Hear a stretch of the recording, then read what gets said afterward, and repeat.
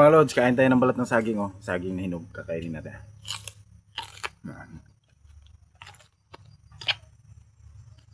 Ito maganda sa saging sabar ng mga lods. Kakainin to, hindi luto.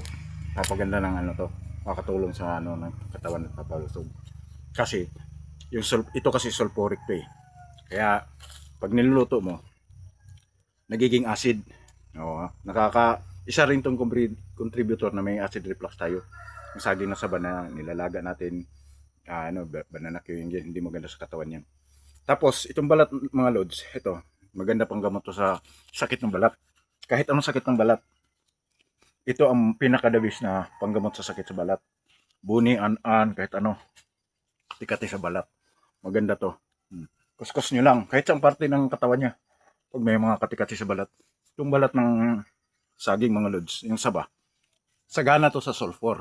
Instead na bibili ka pa ng sabon na sulfur na may halo ng chemical, ito na lang.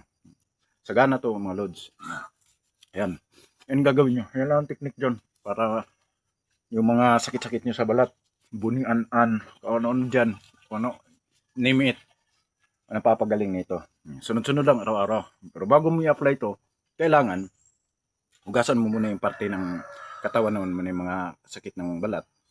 Pagka nalinis na ng sabon, saka nyo kuskusin ito. Ganun nyo lang. Ganun lang siya kasimple. Napakabisa nito pang gamot sa mga sakit-sakit sa balat mga lods. Itong saging ng itong balat ng saging na saba. Ito yung laman nyo. Ito yung balat. So napapakinabangan siya.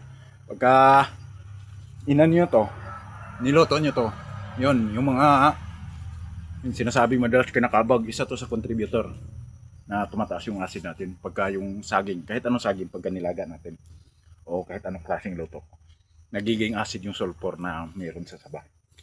Matapang na acid. Ayan. Ayan. Mga lods, sana may natutunan kayo. Paki-like, share, and comment mga lods dun sa mga kakilala nyo, kaibigan nyo, para alam nila na hindi na kailangan maghanap pa na kung ano na panggamot sa sakit sa balat. Thank you, God bless, bye bye. Paki-follow na rin.